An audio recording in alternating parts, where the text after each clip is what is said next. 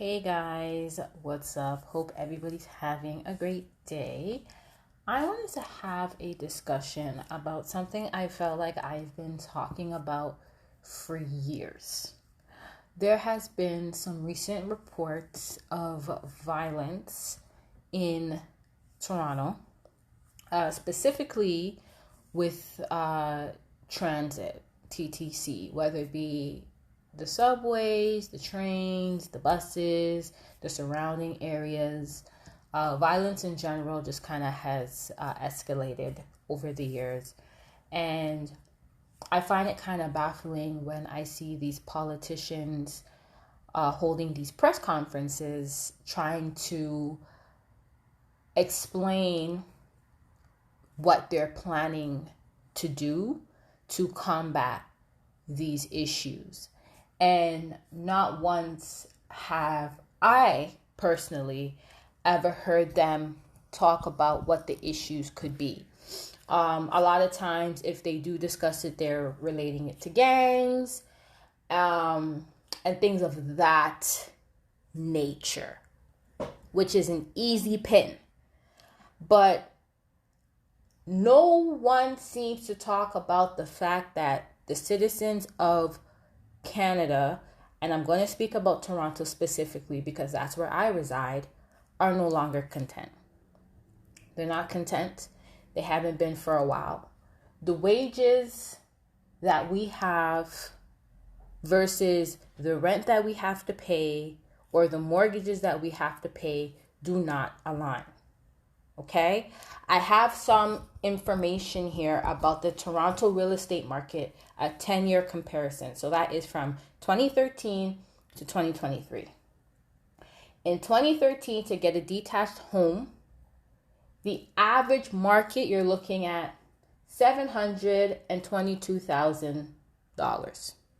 Now, in 2023, you're looking at 1.6.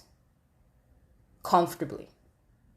So a lot of times, or a lot of people, millennials, are no longer in a position where they can own a home. So they have to rent. Speaking of renting, the renting market has been insane. Again, let's go back. 2013.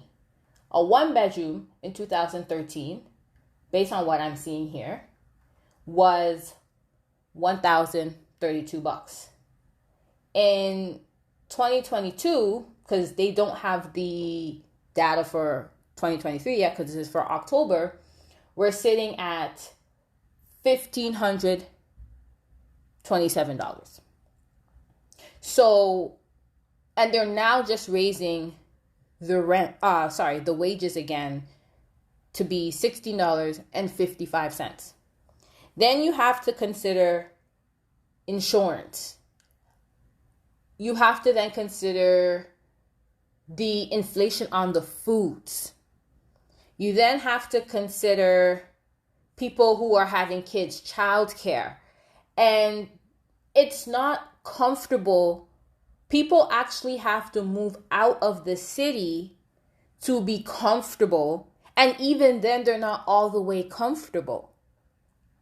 So people aren't content.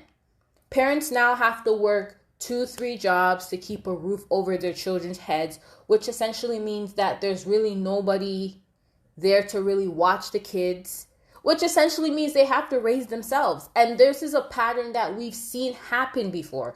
We've seen this happen where parents had to go out and work 2-3 jobs. We've seen the patterns where kids are in the streets because their parents aren't home. So it's like, whatever, I can do what I want, and then end up in some shit. We've seen this pattern. Instead of building more apartments, more affordable apartments, they are building condos. Instead of worrying about more affordable housing, they're building condos. They're literally breaking down historical spots that we know of to build condos. So I'm very curious to know what's the end goal. Because what happens if everybody gets to a point where they just can't afford to live in Toronto? And then everybody's going to have to move out west, out east, south, up north. And then Toronto's just going to be what? What is their vision for Toronto? That's the question that I would really, really like to know. What is the vision for Toronto? What are you projecting the next 5 years? What are you projecting for the next 10 years? That's what I want to know, because right now, Toronto's no longer the community that we know it to be. They're building everything up to where it's, I don't know. They're building it up to where it's not affordable. It's not fun. People are desperate, and it's causing a lot of mayhem in the city. People are going crazy. And then to top it off, we have a pandemic, right? And then we come back from the pandemic, trying to get on our feet. Things are still a little rough. The job market is gross. It's so hard for people to find work. People are really struggling to find work out here. It's super competitive. And they decide to take the rent increase percentage from 1.2 to 2.5. Who really sat there and said, okay, after a pandemic, let's raise the rent? I understand there might have been some financial difficulty as it pertains to the budget after COVID and the debt and all of that. But at the same token, the way that things have been going, the nurses, they're understaffed, the hospitals, people are waiting forever for specialist appointments. People are waiting forever to see somebody at the hospital. The nurses are underpaid, which means that the service that they're providing to the patients isn't top tier. People are slipping through the cracks. Their healths are declining. Come on. It's a mess. It's a mess. And it comes down to having a political party full of people who do not care, because they do not have to struggle. They have all of those things made, so they don't understand the struggle. They don't understand the struggle, so they don't respect it.